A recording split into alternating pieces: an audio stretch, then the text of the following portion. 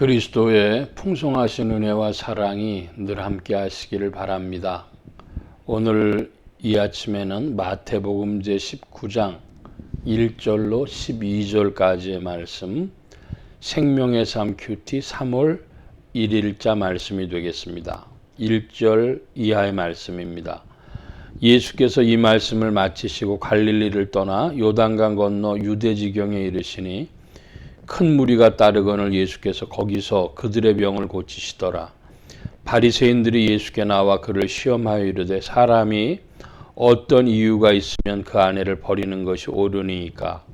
예수께서 대답하여 이르시되 사람을 지으시니가 본래 그들을 남자와 여자로 지으시고 말씀하시기를 그러므로 사람이 그 부모를 떠나서 아내에게 합하여 그 둘이 한 몸이 될지니라 하신 것을 읽지 못하였느냐. 그런즉 이제 둘이 아니요 한 몸이니 그러므로 하나님이 짝지어 주신 것을 사람이 나누지 못할지니라 하시니 여짜오되 그러하면 어찌하여 모세는 이혼 중서를 주어 버리라 명하였나이까.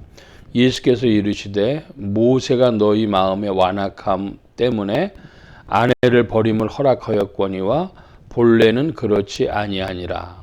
8절까지 먼저 보는데요.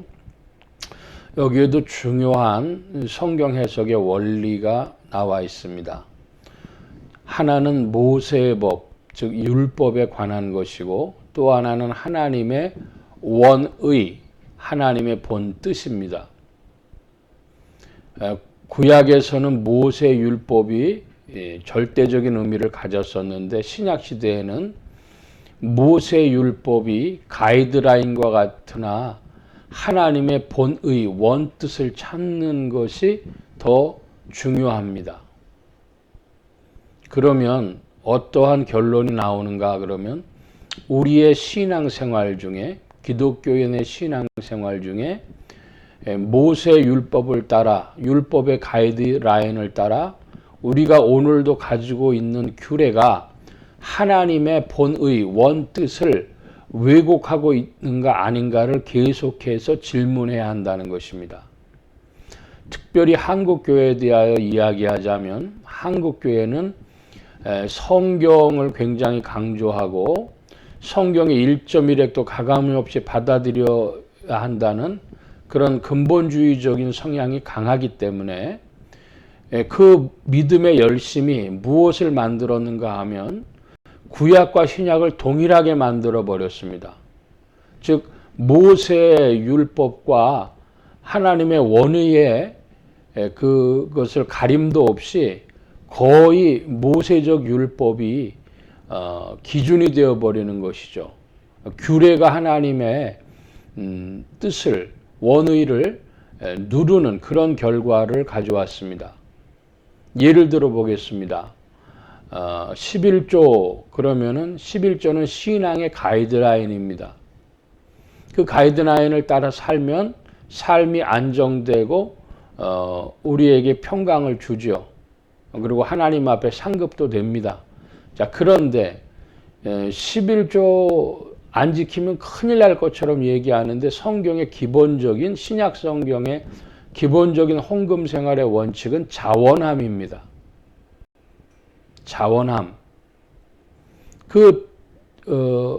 규례를 강조하다가 보면 꼭 하나님 앞에 해야 되는 것이다. 이러면 그거 가지고 이제 하나님의 원의가 왜곡될 가능성이 큰 것이죠. 주일 성수도 마찬가지입니다. 주일 성수는 우리 신앙의 가이드라인입니다.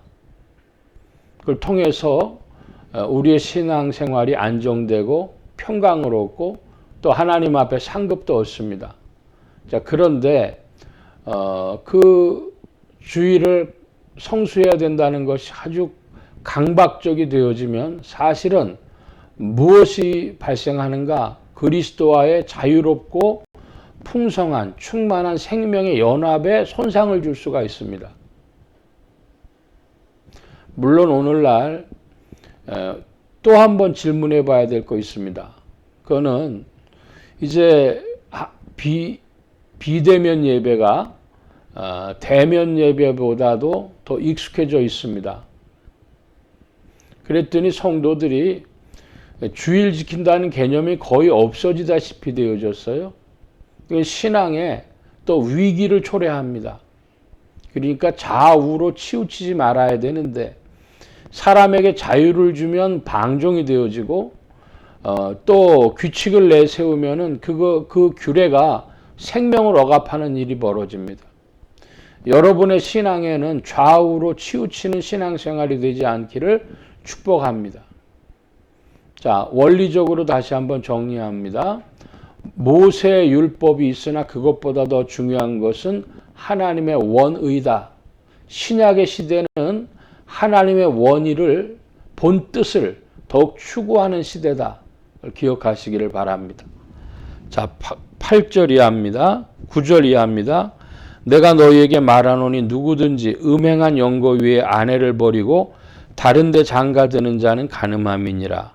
제자들이 이르되 만일 사람이 아내에게 이같이 할진대 장가들지 않는 것이 좋겠나이다. 예수께서 이르시되 사람마다 이 말을 받지 못하고 오직 타고난 자라야 할지니라.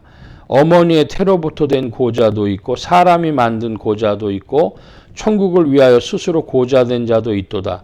이 말을 받을 만한 자는 받을지어다.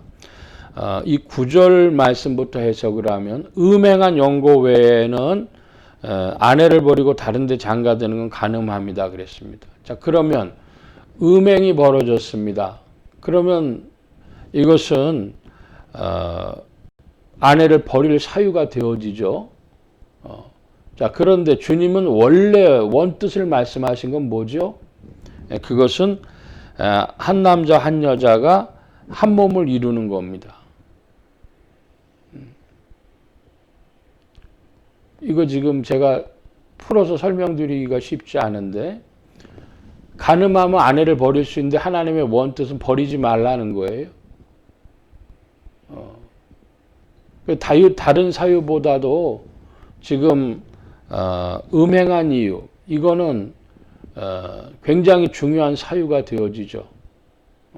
그런데 실상은 보면 홍콩이나 뭐 중국이나 이런 데서는 오히려 혹은 유럽이나 이런 데서는 간음한 것은 별로 부정은 이혼 사유가 잘 안 되는 것도 간혹 봅니다. 이 문제도 좀 간음하면 이혼해야 하는가? 또 이것은 하나님의 원뜻과 무슨 관계가 있는가? 이거 질문해야 된다는 요지에 제가 문제제기고요. 또 12절의 말씀에 보면 고자가 나오는데 이것은 한마디로 얘기해서 결혼하지 못한다, 안 한다 이런 뜻입니다. 결혼해서 아이를 얻지 못하니까 결혼의 의미가 없어져요. 자, 그러면 어머니의 태로부터 된 고자는 자연스러운 일입니다. 그런데 사람이 만든 고자 있습니다. 요즘에 보니까 결혼하지 않기로 작정한 사람들, 비혼이라는 사람들 많이 늘어나죠. 예. 또 하나, 천국을 위하여 스스로 고자된 사람, 이거는 교회사에 보면 수도사들이나 이런 사람들은 독신 생활했습니다. 성공회 신부님들도 독신으로 평생 또 사역하시는 분들도 계시죠. 그러니까 결혼한다고 하는 게 굉장히 어려운 일인 것 분명합니다. 제자들이 10절에 사람이 아내에게 이같이 할진대 장가들지 않는 것이 좋겠나이다. 결혼 안 하는 게 오히려 그렇다면 나을 것 같다 이 말씀이죠. 그래서 오늘 우리 결혼 생활에 대해서 좀 질문을 해봐야 되는데 때가 되면 사람들은 다 결혼을 해야 되는 줄 압니다. 그 자연스러운 일이죠. 근데 거기에 두신 하나님의 뜻이 깊은데 그걸 사람이 감당할 만한가 하는 그런 질문입니다.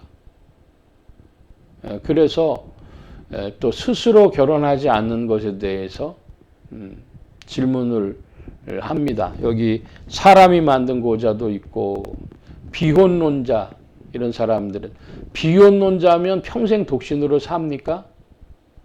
남녀관계가 없이 삽니까? 이 질문이 또 있죠. 한마디로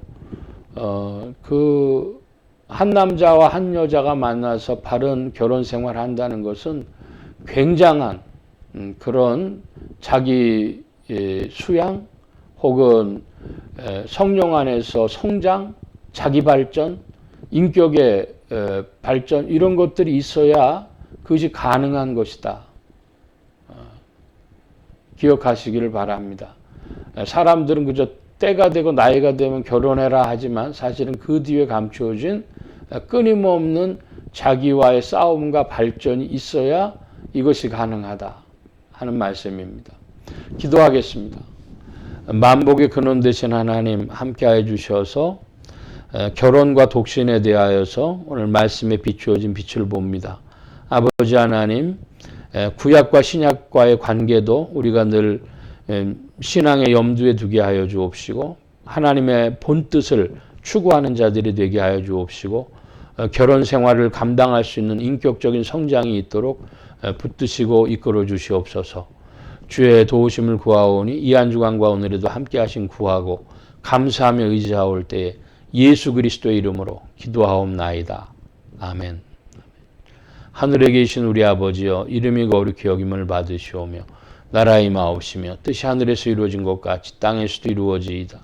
오늘날 우리에게 일용할 양식을 주옵시고 우리가 우리에게 죄 지은 자를 사하여 준 것 같이 우리 죄를 사하여 주옵시고 우리를 시험에 들게 하지 마옵시고 다만 악에서 구하옵소서.